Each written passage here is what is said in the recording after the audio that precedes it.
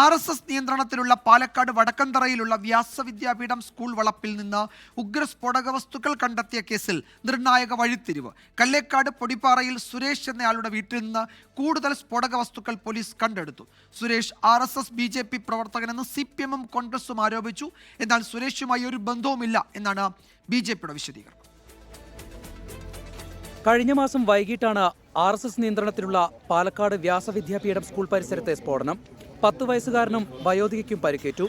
CCTV ഉൾപ്പെടെ കേന്ദ്രീകരിച്ച് police അന്വേഷണം നടത്തിയെങ്കിലും ഒരു തെളിവുകളും കിട്ടിയില്ല.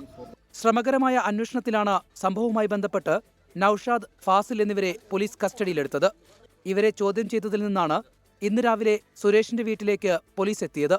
പരിശോധനയിൽ 24 ഇലക്ട്രിക് ഡിറ്റനേറ്ററുകളും 12 സ്ഫോടക വസ്തുക്കളും കണ്ടെത്തി.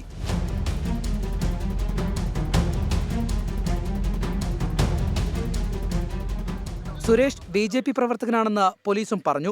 സംഭവത്തിൽ BJPക്കും RSSനുമെതിരെ CPM ജില്ലാ സെക്രട്ടറി EN സുരേഷ് ബാബു. BJPയുടെ മണ്ഡലം പ്രസിഡന്റ് അദ്ദേഹത്തിന്റെ വീടിന്റെ നേരെയുള്ള വീടാണ് ഇപ്പോ ഈ സ്ഫോടക വസ്തുക്കൾ കണ്ടെത്തിയ സുരേഷിന്റെ വീട്.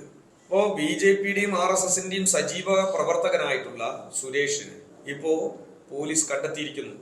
ഇതിലൂടെ മനുഷ്യജീവനുകൾക്ക് അപകടമുണ്ടാക്കുന്ന ഒരു ഭാവി പ്രവർത്തനവും അവർ ലക്ഷ്യം വെക്കുന്നുണ്ട് എന്നാണ് ഇതിൽ നിന്ന് മനസ്സിലാക്കുന്നത്. പോലീസ് കൂടുതൽ അന്വേഷണം നടത്തണമെന്ന് DCC പ്രസിഡന്റ് A തങ്കപ്പൻ.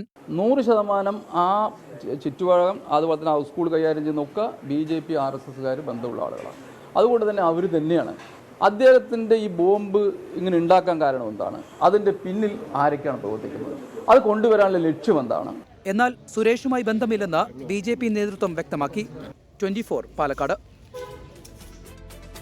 ലോകത്തെവിടെയായാലും ഏത് സമയത്തും 24 വാർത്തകളും ഓഗ്മെന്റഡ് റിയാലിറ്റി പാക്കേജുകളും എക്സ്പ്ലെയിനറുകളും വിശദമായി കാണാൻ ഞങ്ങളുടെ YouTube ചാനൽ നിങ്ങൾക്ക് സബ്സ്ക്രൈബ് ചെയ്യാം.